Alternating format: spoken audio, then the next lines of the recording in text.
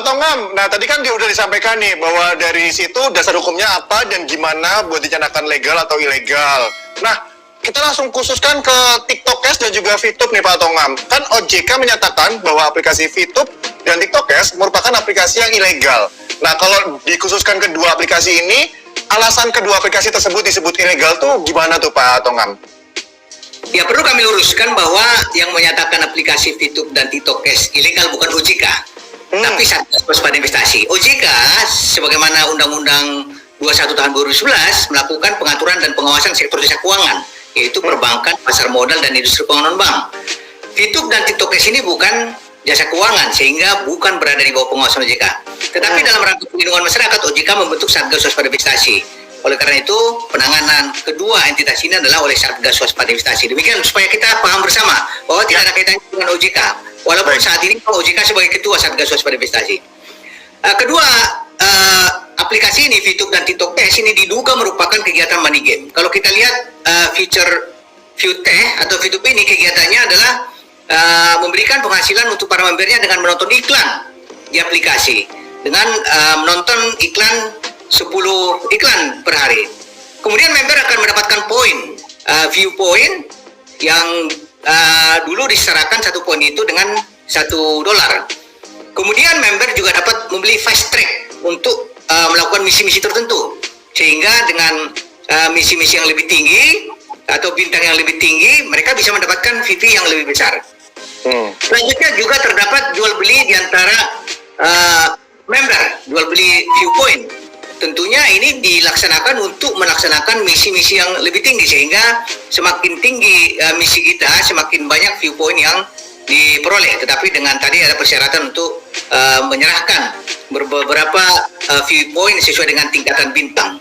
Kemudian juga ada mekanisme sistem referral, member get member, dengan memberikan penghasilan tambahan kepada pengguna, mendapatkan fee 5% dari yang diajak. Nah, secara umum harusnya memang VTube ini kalau memang merupakan jasa periklanan dan memberikan keuntungan kepada membernya, harusnya tidak ada pembelian atau penyerahan viewpoint kepada VTube. Tetapi cukup saja orang menonton, kasih uang. Nah, itu harusnya. Kalau begitu memang ini bisa meningkatkan pendapatan masyarakat. Jadi tidak ada embel-embel, contohnya kita rekrut orang, kemudian dapat fee, kemudian kita bayar viewpoint kepada VTube, sehingga kita bisa selama 40 hari contohnya kita bisa mendapatkan viewpoint.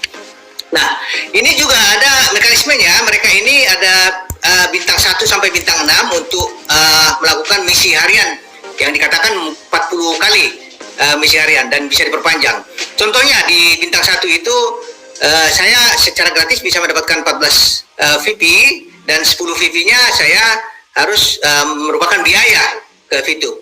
Sampai ada bintang 6 mencapai 10.000 VP.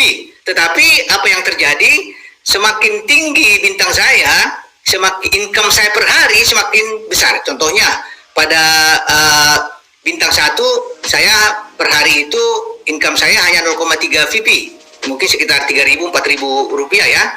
Tetapi pada saat saya bintang 1, VP saya akan mencapai 337,5 VP, bisa kita kalikan dengan 14.000. Nah, kegiatan-kegiatan ini tentunya ada biayanya. Biaya inilah yang diduga merupakan kegiatan menghimpun dana, walaupun bukan uang di store, tapi VP. VP ini kan dibeli juga. Nah, ini yang pertama.